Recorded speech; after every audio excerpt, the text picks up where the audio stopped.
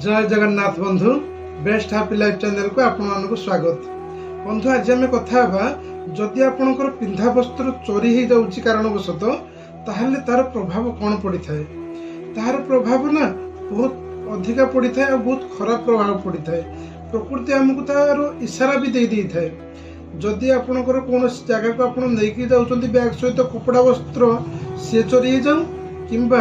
आपणकर घरे सुखई उड़ी जाऊ कौन कारण कि घरे भी चोरी हो जाऊ जेकोसी प्रकार चोरी होना कहीं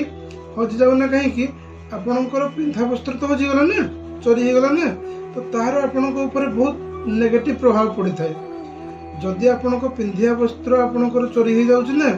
प्रथमे तो आपणकर जो संपर्क का सहित भल संपर्क गढ़ी थे मधुर संपर्क गढ़ी थे अति क्लोज लोक होते ना सहित आपणकर अति माने झगड़ा लगी पार माने संपर्कटा बहुत खराब हो से संपर्क को जोड़िया को चाहिए भी बहुत कष्ट हम जोड़िया को जोटा कि आपको कहे ना संपर्क एत खराब हो छिन्न विच्छिन्न हो से संपर्क। तो प्रथम कथा है से सेकेंड कथा है आपणकर शरीर में कौन आघात लगी पारे आघात आपणकर क्षत सृष्टि हो पारे छोट हो पारे बहुत बड़ भी हो पारे। तो आपणकर ये माने वस्त्र हजिबार कारण भी ये आपणकर शरीर में आपणकर क्षत सृष्टि हो पारे।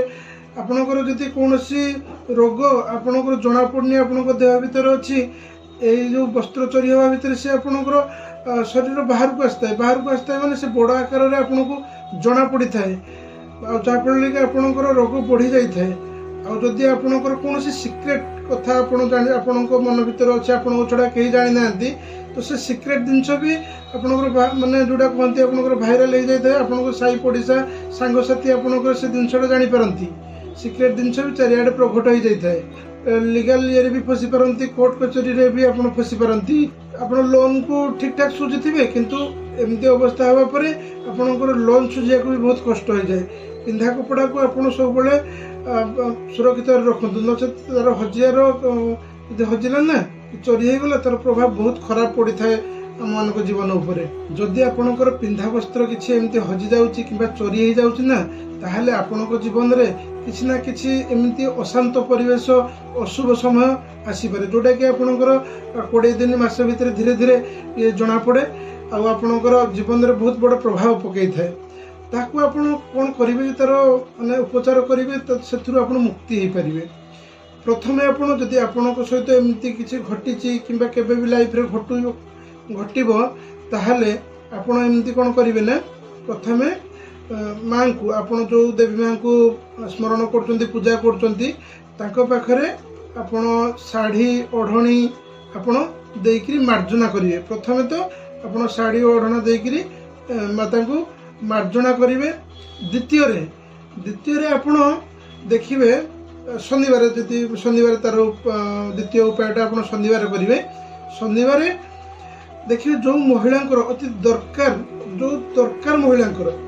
देखिए गरीब दरिद्र लोक होते निहाती से जिनस दरकार आप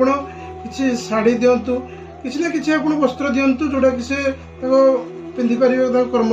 लगे पारे। देखिए जोड़ी दरकार एक्चुअली पड़ुथिबो सेठी देबे पुराना वस्त्र देबेनी नुआ वस्त्र देबे तापर आपण दे सारा परे माता को पाखा जाइकरी जो माँ को आप ये करते स्मरण करेंगे प्रभु मोर जदि किसी जना अजाणतार भूल हो मत क्षमा कर दिंतु। यह करिया फल आपणकर ग्रह शांत पड़ जाती किंतु ये जो आपन को कहली जहाँ जहाँ आपणकर प्रोब्लेम आसीपारे ना से निश्चित प्रकार आसब किंतु एते परिमाण रे आसबनी अल्प परिमाण रे आसब सुनिश्चित जोटा कि आप संभाली पारे माने